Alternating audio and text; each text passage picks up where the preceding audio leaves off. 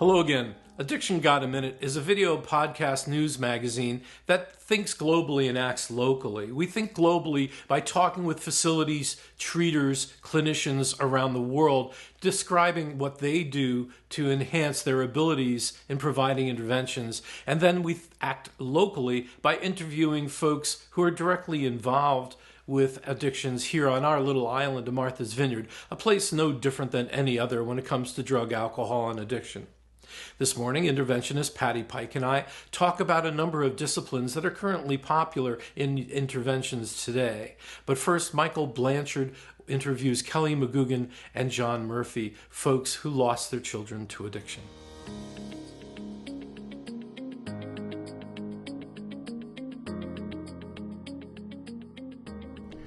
Hi everybody, this is Mike Blanchard. Welcome to Addiction Got a Minute. I'm sorry I'm not Howie Marlin.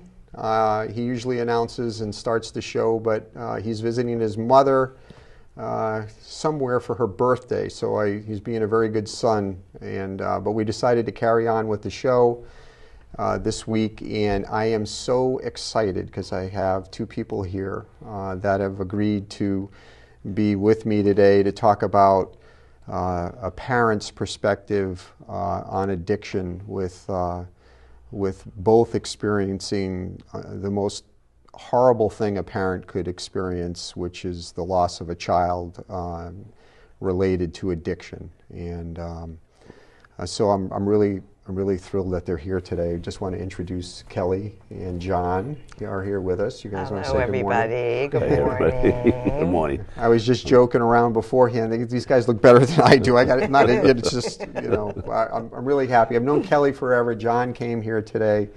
You guys used to be back in high school together. We were in high school together. On the mainland. That's right. And you haven't seen each other until today? Or 38 years. Wow, and you guys look exactly the same. We'll have to pull out the yearbook. So, well, you're very it's been a long time. Well, good. I'm glad you both. I'm going to have you talk a little bit about your story. Can I just read? I want to read just one thing. Mm-hmm. Okay. So I've known Kelly. When did Colin, what year? Colin died in 2016. In 2016. So, sorry for the glasses. I got a set of 5 for $10. So I want to read something because I have a book that I'm writing, but I posted this on Facebook, and this is when I first met Kelly. So here's my little story. I was watching a show on television by a motivational speaker and heard him talk about his personal altar. Having no idea the meaning of a personal altar, I Googled it. The focus seemed to be setting up on a quiet space to invite meditation and an opportunity to reflect. There were instructions, photos of nature, meditation beads, candles, and other suggestions of how to construct an altar in the most meaningful way. And me, I have to follow the instructions and do it amazingly well. So after reading the description, I turned away from the computer and I looked at the pile of junk on my old worn-out dresser. There was an old camera that I bought to remind me of the passion if I ever felt lost. There were 2 Frisbees that belonged to my golden doodle, Michaela, before she died of leukemia. She was the best Frisbee catcher, and I kept the Frisbees to remind me to be grateful for those that I love because any of them can be taken away in an instant. There was a 5-year chip and some tokens to remind me without my sobriety there is nothing. I could see 2 mouthpieces I kept from my breathalyzer that was installed in my car for 3 years. I saved the pieces to remind me of how blessed I am to drive a car and how petty most of the day's problems will be. There is a pile of cash, $700 to be exact, from a mother who lost her son to a heroin overdose in his dorm room.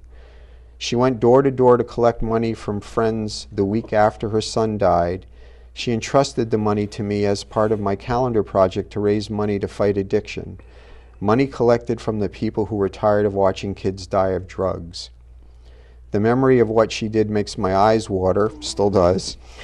There was and I won't go on any further. I had other junk on there too that helped keep me out of trouble. But I met Kelly when I was in a condo in Edgartown, and I got a knock at the door. And we have, and apologize if I'm screwing things up here, but we have a picture I want to show of that altar, and on there is this picture of Colin, and it sits on top of the pile of cash. The cash didn't mean anything as far as the money. It was the sentiment, and so I didn't deposit the money. I left it on the bureau for months, and I had his picture on it. And sometimes I would lose my way because I was just in recovery and so on. And I would look at the cash and say, "Damn it! If she can do it, if she can, what a hard ass." Going door to door. I'm not sure if I could say hard ass. I think so. I think it's illegal. That she was able to go door to door and ask people for money because she had had enough.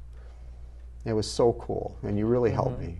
Thank you. You're welcome. Can you talk a little bit about that? I maybe, can talk as a little bit about starting point? that. So my son Colin was 20 when he died, and he was a beautiful soul and a beautiful child. He was very beloved, and he died all alone in his college dorm room at UMass Dartmouth. And he lived in a quad, and his roommates did not know he was dead behind the door, and he died from acute fentanyl poisoning. But the fentanyl poisoning was a result of using heroin. Yeah. And I raised that money after he died because I've had my experiences with addiction as well. This addiction runs in my family. I've watched many people suffer. I've had my own sufferings with addiction, and I was heartbroken that I could not save my own child. And I just was so beside myself that as a mother, I was unable to protect him. So for me, the raising of the money, it wasn't even that much money, but I just felt like it was a small gesture that I could do to at least maybe start something to help other alcoholics and addicts, people who are suffering with this disease, and it is a disease, that potentially it could help somebody else, even in my own grief. And in my own suffering. I just felt like I needed to do that. And I didn't know what to do with the money. I'd heard about you, Michael, and I chose to reach out to you, and in the hopes that it would be used to help others.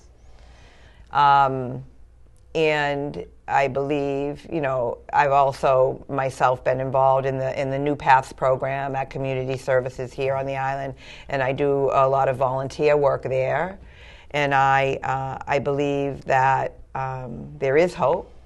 I always believe that there is hope. Unfortunately, my child did not survive this awful disease, but I hope that other children and other families don't have to suffer with this. In the past month here on the Vineyard, 4 people have died of overdoses on our island in the past month. And then we don't know about all the other people who have not died, who have been Narcaned, who were saved. Yeah. So I'm very intimate with all of this because I'm very involved in the recovery community here on the island. And I hear about it and I see it all the time, day in and day out. It's not just my child. It's a pandemic. Yeah. It's not an epidemic. It's a pandemic. And I wish I knew the exact definition of what a pandemic is, but it's the number of people that are dying from this, and it's not just young people, it's older people as well, but it's especially that young generation that is really struggling with it. And I was saying to you before we came on that for some reason I was watching Grey's Anatomy. I don't know why I'm thinking that's a bad thing, but I tell my significant other I'm never going to watch this show, but I started watching it last night, and it's just weird, those coincidences that line up. But it was about a college town with people suddenly were overdosing, and like 40 kids ended up in the emergency department all at once, and one actually died from shooting up again while in the emergency department because they didn't realize he still had more drugs on him. And it was because, again, they were pumping people full of Narcan, and it just, like when you, and I want to get to you, John, here in a second. When you talk to Colin, so I think people have a hard time understanding it. Me, even with my addiction brain, I freak out. If you gave me some heroin and you said, shoot it in your veins, I would say, knowing what I know now, how irregular the heroin is and how much it's laced or not laced with fentanyl, you could literally just stick that in there and you're not going to know. You're going to you could be dead in 2 minutes and not know and you're still willing to take that risk. You had those conversations with Colin. I did have those talk about that a little bit. I had those conversations with Colin because I understand the disease. It's a disease of the mind. It begins in the brain, the disease of addiction. However, the disease of addiction also is a physical compulsion as well. So I had very honest conversations with Colin about this. And I can remember being in my kitchen in Christmas before he died, the December before he died. And I said to him, Colin, why heroin? Like, why does it have to be heroin? Yeah, so he was open. You knew, he was open about what he was using. He wasn't lying or hiding. No, he was not. And if it wasn't heroin, certainly it was alcohol. If he didn't have his drug of choice, it was alcohol, or marijuana or whatever substance he could get his hands on that was mind altering, because he was really running away from himself. However, I was very honest with him. I would call him on it because I had had my own experiences with these things as a young person, and I had been in recovery for many, many years. I got sober when I was 24. Yeah. So I know what it is to struggle with it. So Colin, that Christmas, I said to him, why heroin, Colin? And he was telling you that he had, because he had some, I don't remember what the mental health issue was. He had Asperger's. Colin had Asperger's. The need to quiet his brain was something he talked about. Yes, he was, and we all of us can have a monkey mind, right? That brain that's always going, that can never stop. And we all want to try and quiet our mind as humans, not just Colin. However, a child like Colin who has Asperger's, who was bullied all through high school, who was never invited to birthday parties as a child, who he did not feel good about himself. He always felt less than. I'm not good enough. I'm not good enough. Yeah. And so that day when I asked him, why heroin, Colin, he was very, very bright. And he said, Mom, it makes me feel peaceful. Plain and simple. And I understood that, right? Yeah. As humans, we all want peace. And it was only that really gave him the peace. And the heroin took all that anxiety away. Yeah, alcohol versus whatever else. That heroin was the magic Heroin was material. the magic drug. And if you talk to other addicts, which I talk to other heroin addicts all the time, they say the same thing. Yeah. Once it goes in your body, everything is forgotten. Yeah, it has that. I have never done heroin. I don't know that. I understand that quest for peace. I understand that, right? We all want to be peaceful. We just came from a yoga class. John's never done yoga. That's going to be my.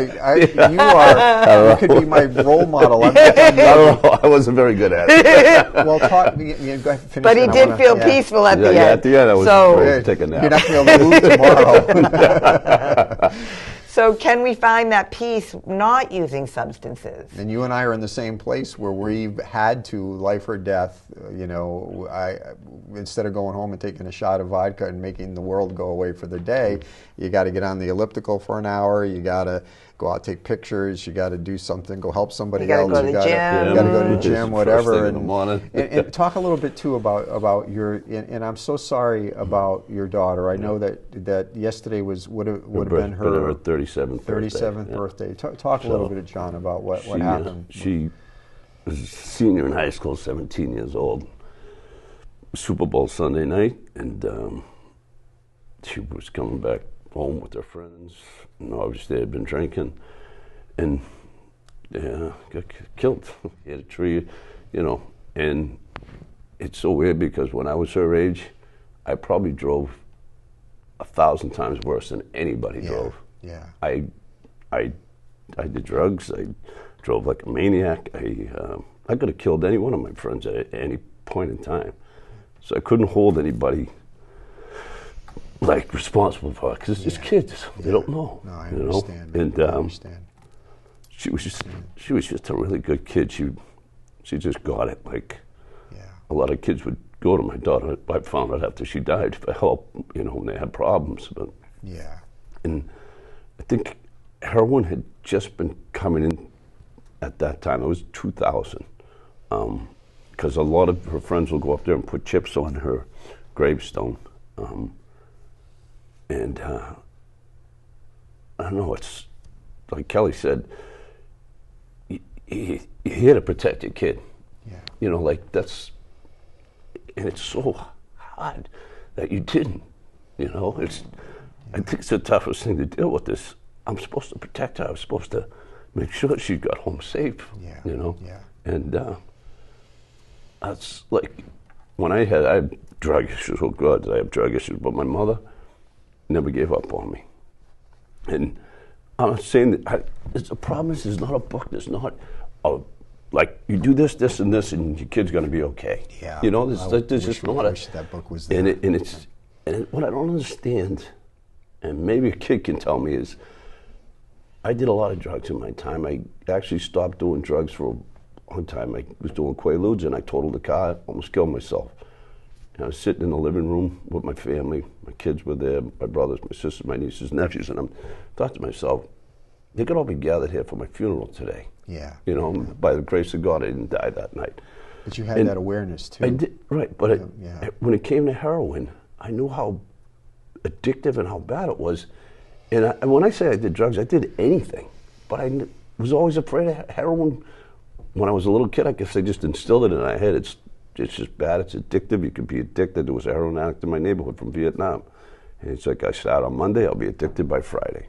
And he'd go off and on morphine and all that. And it's like, I was fortunate enough I never did it. And I feel like the parents of kids who are on it, it's like they're good kids. They just somehow got on heroin. But they're good kids. My buddy who was a heroin addict, he goes, Murph, I thought heroin addicts were skinny with tattoos up and down and long hair and greasy. He goes, look at me, I'm a heroin addict. And I come from a family of like a mother and father and two older brothers. It's like from a normal, so-called a normal family.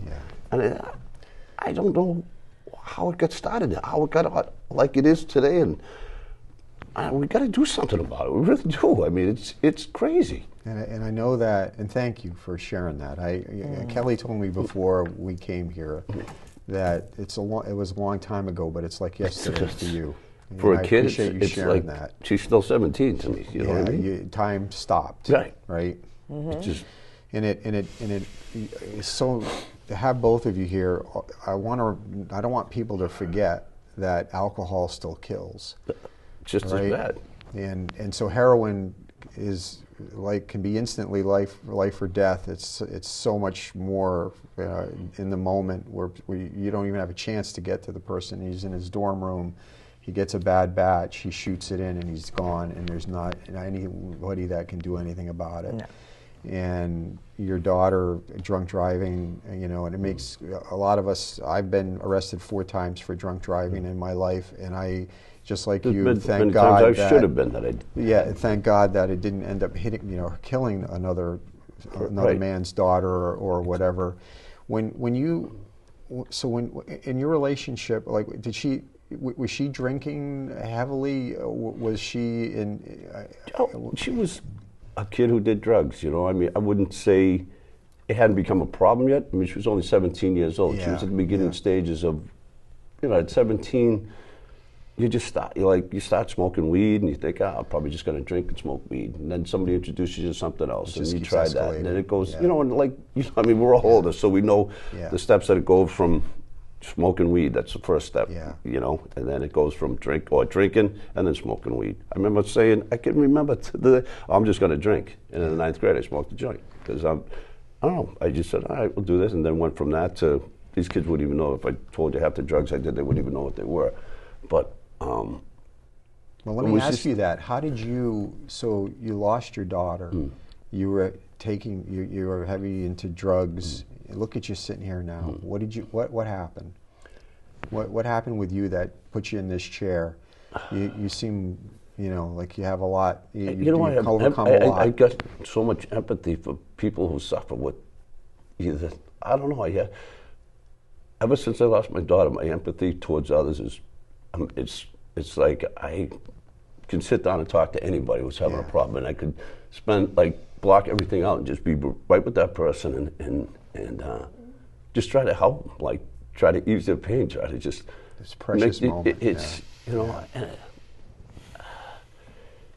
It brought me even closer to, my brother's a Roman Catholic priest, actually studied in Rome for 5 years, and it actually brought me, I'd gotten away from church. I mean, I believed in God and I'm spiritual, but I didn't go to church and all that. And when this happened, I don't know, it's like, I see so many signs from her from above. I think she's helping one of my best friend's daughters right now who's struggling with heroin, who got herself into a program on her own. She was living in the streets from a very well-to-do family, and her mother had put her in rehab time and time again. It didn't last, but this was the first time she on her own went into rehab, stayed there. I can't say shit, but this place in Mattapan, it was like a dive, and she stuck it out. She stuck it out because she wanted to get into this other home so that she could get connected with her kids again. And I feel like my daughter came down to me and said, "Dad, we got to help this girl. Kelly, she needs help. You got to help her. You got to help." And her everybody else has pretty much abandoned her, except for her mother. I said, "Don't give up on it. Don't give up on it." I said, "Don't let her walk over you, but don't give up on her." And to the grace of God, the girl's doing great. She reconnected with her mother, and they're very, very close. And I see people like that. I don't know. From what I dealt with and what I went through, my heart breaks for people. Yeah. And probably because of my mother. My mother was the sweetest person in the world, so you can blame her. You really can. I think, to be able to share that, I mean, the goal, sometimes we search what is the goal of this program. I think the goal, we want to see one person not die. We want to see one person get help. Be happy. Have somebody be able to step in and say, or be at peace, right? Or be at peace without having to have that chemical put you there, right? Exactly. Right. I mean, so if you have people here, there's folks at home that are struggling. I mean, the island, we know we've got plenty of kids that are using, whether it's anything from vaping to marijuana or to heroin. If they're looking at you right now saying, "Help me, what can I do?" Any thoughts that you would say in terms of, and people ask me this all the time, so I almost feel hopeless asking you the question, because people say, "Well, I have my daughter is 18 years old, she's using, tell me what I should do to make it better." And it's like, I don't know. I think what you just said, that empathy, the love, the listening, but I don't want to put. I agree with John. I think that you have to. I think love heals everything, and sometimes it has to be tough love. Like you have to be firm and you have to be willing to be smart about it as well. I think sometimes we're disconnected as a society. We're not empathetic. We're not kind to each other. And as parents, we're busy and we miss the warning signs with these children. We get so wrapped up in our life, two-parent working household, we're not really seeing the path that the child is going down. And in my case, and I don't know about John's, but in retrospect for me, in seeing Colin, I never should have sent him back to college. I should have taken him. I did put him in McLean Hospital, and then they let him out, and they said he was not addicted enough. The insurance company discharged him. And they said, he's not addicted enough. And I said, he's not addicted enough. He's doing heroin. How addicted do you have to be? And so 6 months later, he was dead. But I tried with the child to guide him in the right direction. What I wish I did not do was send him back to college after spring break. He went back to college, and 5 days later, he was dead.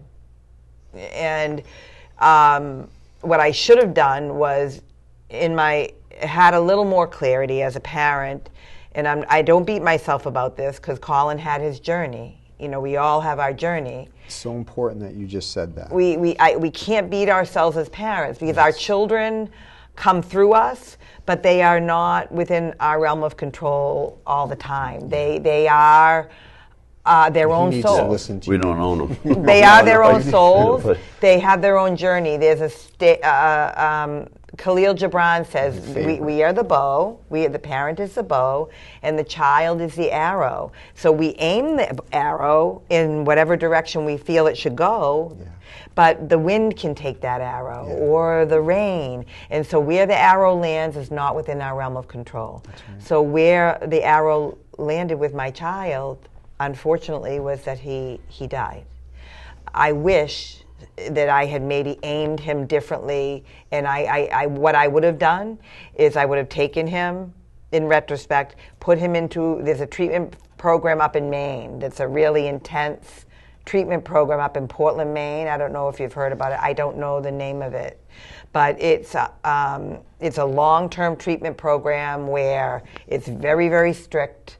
And the children or the young adults, are in facilities, and then they're put out in group homes, and then they have to work, and they're constantly drug tested, and they learn how to live life without any mind-altering substances. And I wanted to say one other thing so that I know, in fact, it's funny, I can't believe you even brought up the Maine program, because I have somebody that sent a son there, and he only stayed a week and started creating issues, and he had to leave. Yeah. So, and I was working with somebody a few weeks ago that their parents sectioned this young, even in his 20s, sectioned him multiple times, and every time he came out, he went back to where he was before. And so I want you're at peace. I can feel it with Colin. Even if you didn't let him go back to college and you sent him to Maine, he could have easily found a way out. Exactly. If you don't have some skin in the game, if you don't have something in your soul or your heart that says I need to participate in this healing. Yes.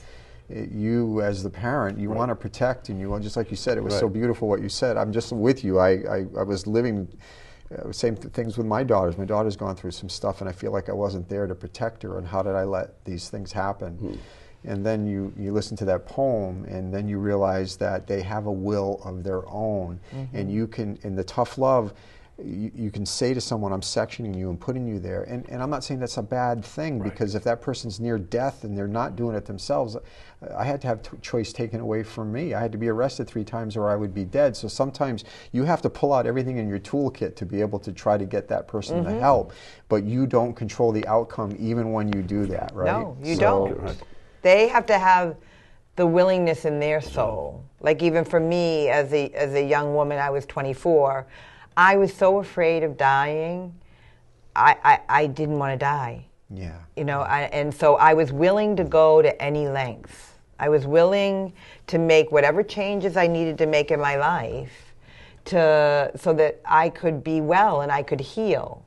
And I knew it was going to be hard work, because it's not something that you just suddenly say, oh, I'm going to put down the drugs and everything's going to be fine. It's spiritual work. It's big shifting in all of your life, And I think part of the dilemma is that the generation of children nowadays are not used to maybe having to do a lot of that hard work, right? Maybe we as parents have spoiled them a little bit and given them too much, and so then they just want immediate gratification all the time.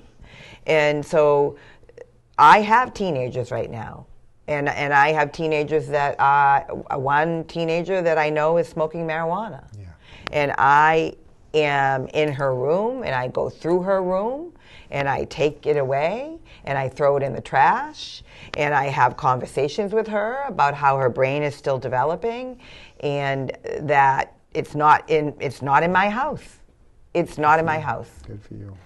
I think one thing with our generation is we've done drugs. So my mother never did drugs, so she just, don't do that. Like we can actually talk to our children about it and, and say, look, I know what you're doing and why you're doing it. And every teenager has low self-esteem. I don't care who you are. Yeah. You don't like yourself. For some reason or other, like, I was always skinny. I hated it. I hated it. And everybody, you're so skinny. So, and, I don't know.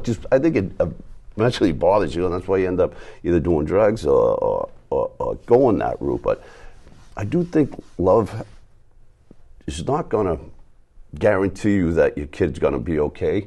But if they have that to hold on to while they're struggling with this stuff, it's a one rope that they can hold on to. Say, oh, my mother loves me, my father loves you, and maybe I should stop. You know what I mean? It's not a guarantee, but it's definitely a string they can grasp while they're struggling. Like my mother, like they have a place they can always go and say, look, I know I totally screwed up, but now I'm ready to try to get this better, instead of being, oh, my mother hates me, my father hates me, where am I going to go now?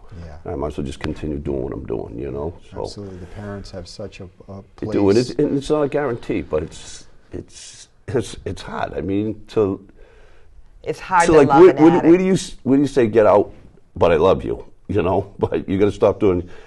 I don't know. Both of you lost somebody so important to you.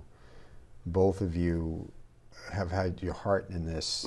I'm just so amazing. You're sitting here and you have so much to share with other people. And I'm so sorry about the loss of both your many parents children. Deal with it. So many parents. I mean, I think that there's like I know. At least people know they're not alone. Right. Sometimes that's enough to get you through, is to know that it's a shared human experience, that even people that work as hard as you can't protect your kids all the time. I think we're getting towards the end of our show here, but I would love to have you back. I do want to. You have all these beautiful albums and everything here. We may be able to dovetail in some photos. I would love a photo of Jolene. She was so beautiful. Because of the magic, because this is being taped right now. Because of the magic of that, if you have any photos you could send us, we would love that, and then we could digitize those and then put them in, and maybe do a little scroll of some videos at the end of this. We have the secret people, Carl, and the reason why I brought the pictures was because I want people to understand that, like they think drug addict, like my child was a drug addict. No, my child was in DECA. He was extremely intelligent. He was a junior at UMass Dartmouth. He was beloved, beyond beloved, and Jolene the same way. My sister's son, who just died a year and a half ago, the same thing in a car accident. Beloved. Yeah. So these aren't people that are laying out in the gutter and committing crimes. Kids that played Little League and hockey. That's correct. And went to school with your kids, and they're good kids that are hooked on, unfortunately, heroin.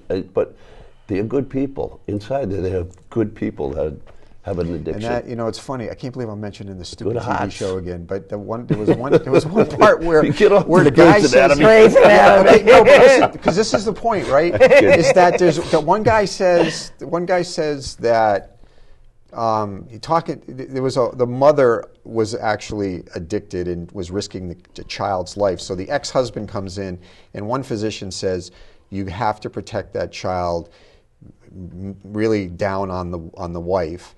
The other physician says it's a disease and she needs help. Which side is right? That you do have to protect the child. You do have to be hard-ass in some cases. Yes, but it also is a disease and she needs help. Neither one of them is wrong. No. They're both, and it's like, how do we? It's a balance. So you have a kid that's in school, is a beautiful child that's addicted. And you had shared with me that Colin had stolen some things. He'd steal his TV. He'd take his TV and sell it for drugs. He'd do crazy things. Now, to be able to support the addiction, that doesn't make him a bad kid. He's chasing that. And He's and chasing driven. that feeling. He's Yeah. chasing a feeling he got from the drugs. Yeah. It didn't mean he was bad. He wanted to escape from the suffering of the world. Yeah. And this was, someone gave him OxyContin in high school, and that's how it started. And he did not inject drugs, he snorted it, and the day that he died, he just took one snort, and it was just complete fentanyl. He had like 200 parts per billion in his blood when they did the autopsy. So he was playing Russian roulette. Yeah, based on Me the and batch. Kelly had talked about too. I think a big problem is by stealing and doing these things, they feel bad about themselves. So And then when they're it's- high, they're fine. Further. But once that goes away, they're back to, Yes. I'm no good. I Yeah. stole this from, And it helps from my mother or reinforce. my brother. Yeah. Who, and it Yeah. just Becomes a snowballs vicious from there. cycle. Well, I really want to thank you too You're for welcome. being here. You guys are wonderful, having and Thanks I do want for to get having those us. pictures of your daughter. And I'm getting you back. I know you're far away, but if you want to come back, you're welcome to come back. Because I want to also talk some more about what we can. I know specifically on the island, we're short. You and I talked ahead short on programs. We need this. We need that. We need that. We need that. And I think there's that piece that I'd want to address maybe in the future. But so thank you so much. I think we're out of Thank time, you. and thank you for being with us. Thank you, And, John. We'll see you next week. And that's it. Michael did a great job with interviewing John and Kelly, and I hope that what they shared helps others. The idea of this program is to present all the assets that we can muster, and part of that are working with interventionists. These are folks who are able to stop people in the midst of their self-destructive behavior and inspire them to seek help, whether it be through intensive outpatient or through other means, inpatient, hospitalization, and otherwise. But the second half of this program is interviewing interventionists, talking about systems, disciplines, facilities, people who are involved directly. And so for the second half of Addiction Got a Minute, with our co-host from the West Coast, Patty Pike. Continuing the discussion today with our co-host from the West Coast, Patty Pike. And good morning, Patty. Good morning, Howie. How are you this morning? I'm doing really well. A little bit of travel under my belt. Good. I know you've had a little travel under your belt. What's new in the world of Patricia Pike? Yeah, I was down at Malibu in the last week. Just got multiple interventions right now. I've got maybe about 3 on the roster, I guess. I start one tomorrow. I finish one tomorrow. Next week I start one, and one I'm in the middle of trying to figure out if we're going to move forward or not. So yeah, all in the Bay Area. So yeah, I'm here in the Bay Area this morning. So the weather is actually pretty nice. It's been really, really bad here too with the rain. The rains have been pretty hectic. I've also been pretty darn busy myself. The truth is, I am up to my elbows in alligators. There's one project that I'm working on, which is quite the challenge, and maybe we'll be talking about this a little more. So I'm working on that intervention here for an out-of-state account, and there's another one locally that I'm working with. So it's been really very interesting.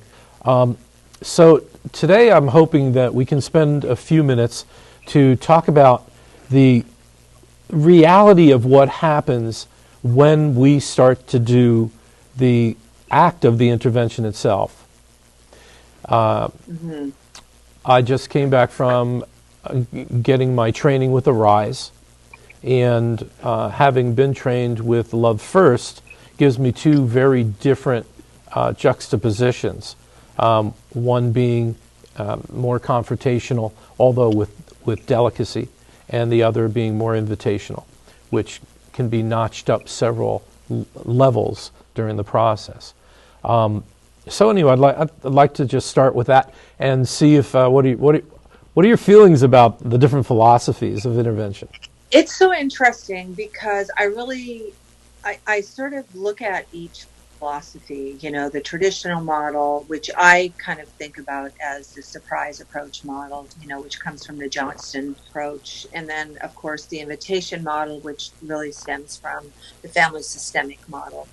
And then you have the Love First model, which is a combination, I think, of both, and I think that the Arise model really does come from the invitational approach. I, I kind of use all three, all four, really. I mean, I kind of, it's interesting, this is going into my 10th year as an interventionist, which is, a long time. And, and I feel like I've arrived in the way that I practice my intervention work with families. And I really sense that, my philosophy is really coming from my heart, and I really want to speak from my heart. I really want to, be confident in my approach as far as supporting the family, meeting the family where they're at. So what does that look like? That's what I have to always ask myself. What does that look like when you've got a family that they're ready for a family intervention? So does that mean surprise? Does that mean invitation? I don't know. I really don't know until I meet that family and I start having some discussion with them, on whether or not, are they ready for an invitation approach? Is this the right approach for the identified patient? Or do we need to do a hybrid? Do we need to, really educate the family, help the family kind of come together, try and close all those back doors, and then invite the patient into the intervention? Or do we fully surprise intervention, or do we fully just use a surprise approach? So, I mean, it's kind of back and forth for me, and I kind of use a little of all of them. Well, it's no surprise. It's been my experience that you want to offer as much control to the loved one, to the person who's addicted. You want to give all the respect that you can to the family members, and let the family and the client direct the manner in which you'll best be effective. Now, one thing that everybody talks about is how nice it would be if you were able to keep the addicted individual involved from the very beginning.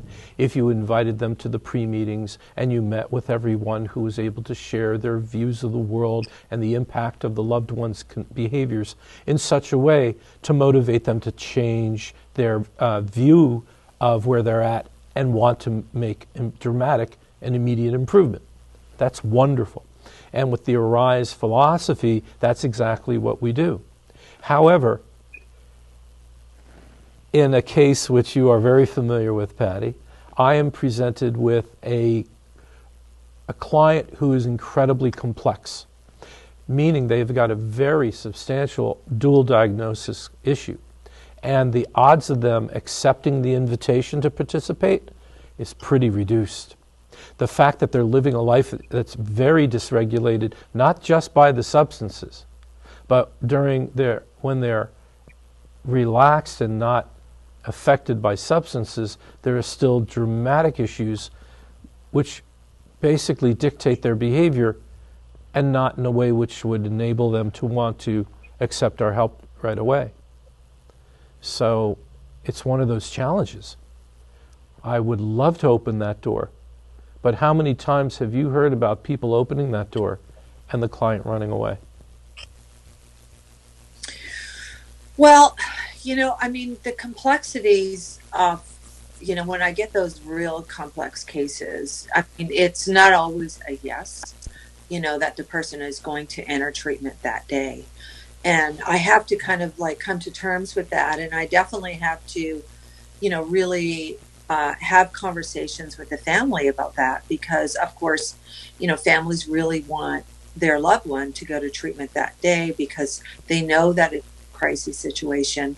It's not going to be a straight across the board intervention. No intervention really is. But when you've got the complexities of the mental health and, the different types of diagnoses that you're dealing with, it just makes things, or it could be, induced by drugs as well.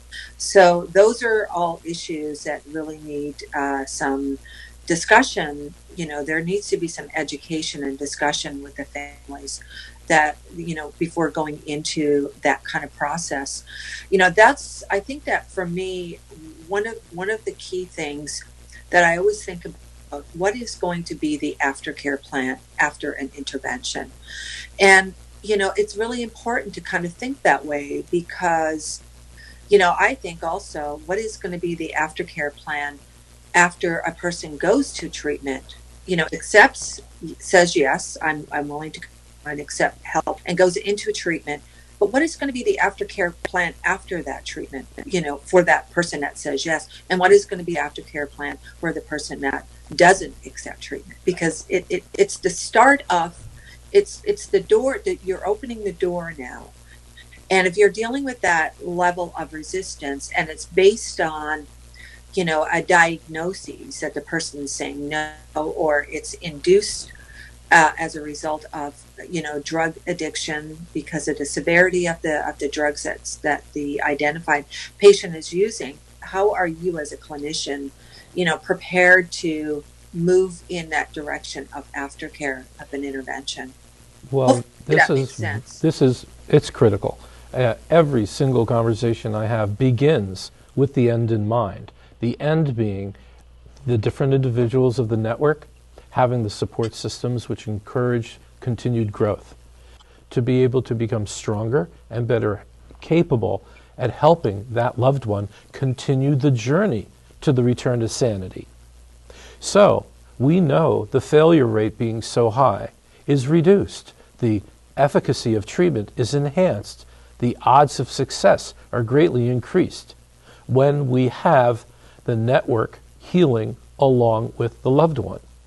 Now, the post-discharge treatment for the individual, first and foremost, you better believe it, that's who we're talking about, isn't it? We're talking about them being able to be involved either in an outpatient treatment program, whether it be intensive outpatient or one-to-one therapy, but it should be in an organized fashion. Not that self-help isn't valuable. I certainly believe self-help is tremendously valuable, but there needs to be a mix. And keep in mind, we're all very different. So when I come up with an idea, or when those of you who are listening hear Patty come up with an idea, understand that we do have certain folks in reference in mind, and that we are infinitely flexible in looking at different individuals and how they're best able to utilize support systems once they're returned from treatment.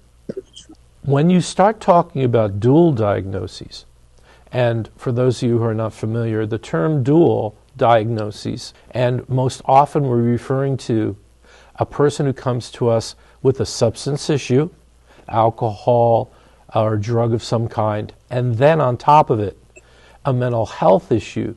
So this is the picture that Patty and I work with. So you have a couple of cases going on right now. Is one easier than another? Well, I mean, the case that I'm thinking about, and I was also sort of reflecting back on our original conversation, talking about the ARISE model, the love first, the surprise approach, and the family systemic invitation approach intervention. And, and I was also thinking about the complexity case that you're working on and, our conversation. And I was thinking about, really, it's really a harm reduction approach intervention, really, in some of these cases, right? So, I think that, that could be a great way to, describe, the cases that, are not willing to go into inpatient treatment. Is it a defeat? Is that like a failure?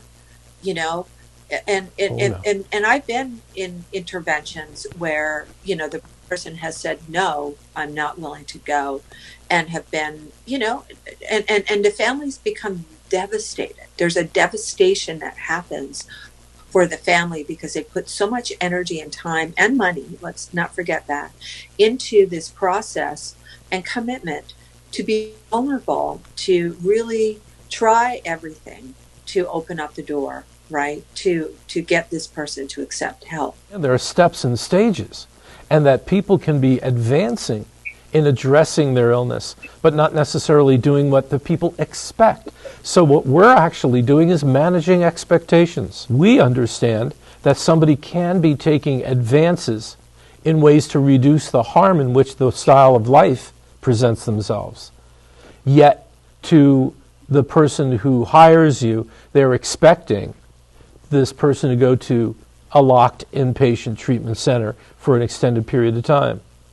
One of the blessings that I've had was a phenomenally successful intervention. It's been over a year where the gentleman and I got in the car and I'm on my way taking him, only to realize that he did not meet criteria for detox because he had been sober the week prior, which kept him from getting accepted. And so he decided to take control of his life. The fact that I showed up, family showed up, we did the event. It was a big, arduous experience. He got it, and yet he opted not for inpatient. And the family's thrilled because he's remained sober ever since. Yeah, I mean, I was sort of thinking about those cases when you've got a family that's devastated. The big thing is with families, they need to stay in a place of hope. And they've got someone that's hand-holding them in that process. If they can kind of surrender to terms with that instead of becoming angry and upset because their loved one has not gone to treatment and how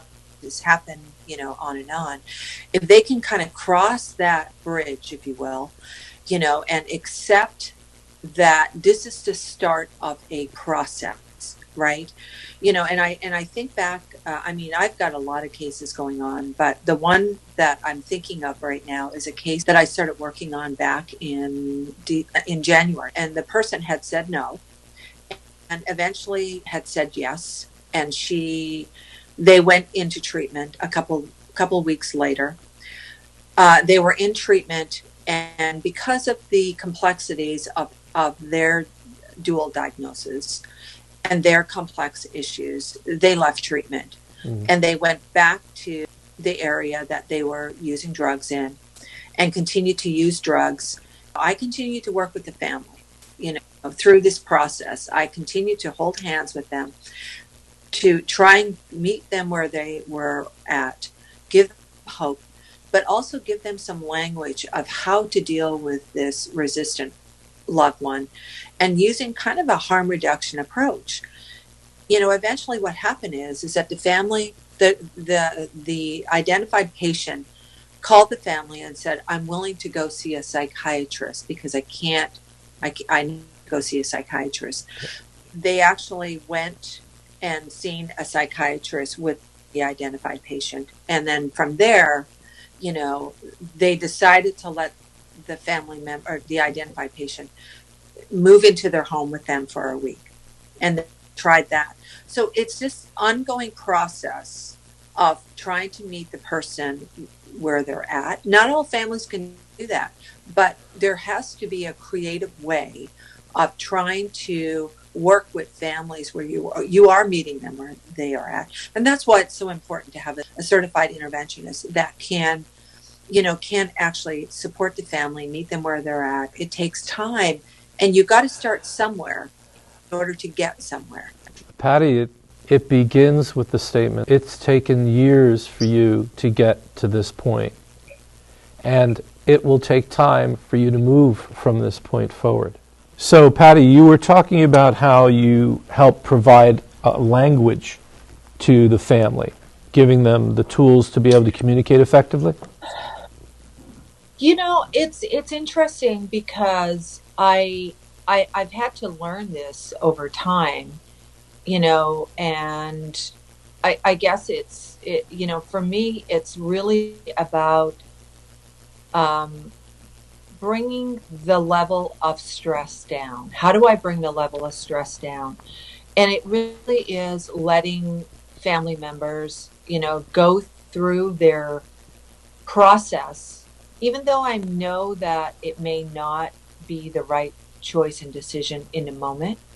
But if I've got a family that's in such high level of stress, and I know that they're not going to listen to everything that I say, but they still need me, right? Mm-hmm. So how can I, that's that client-centeredness, right? It's like, how do I deal with their stress level, their anxiety, and there definitely needs to, I mean, I think that you have to, it's important to have some counseling skills. So you can, support, because you're not doing interventions at that point. You're doing a lot of case management and somewhat counseling.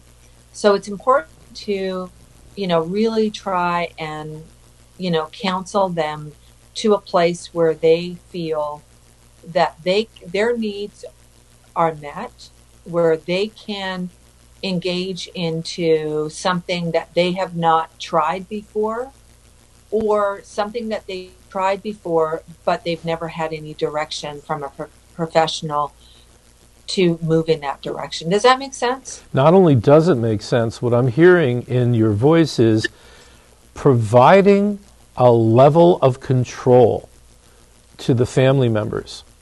Not control over the loved one's behavior, but control over their vision of the future, giving them hope by providing steps, by providing assurances based on the connections that you have, the experiences that you have, and also the relationship with the facility, the people involved in the treatment.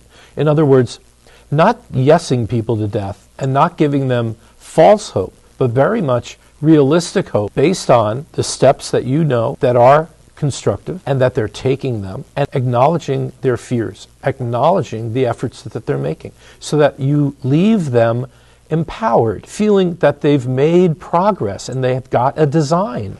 They've got a roadmap. I think that's the most critical. And in the roadmap, by the way, Patty, it's been my philosophy forever, for years, to provide the options. Here are the options that you have. You're not backed up against the wall. If plan A doesn't work, we'll go to plan B. And there's always a plan C. And we'll come up with D. The addiction is the warm hug. The addiction is the chemical dependency. You can't fight it. It's a chemical sequence. So you need to work through it.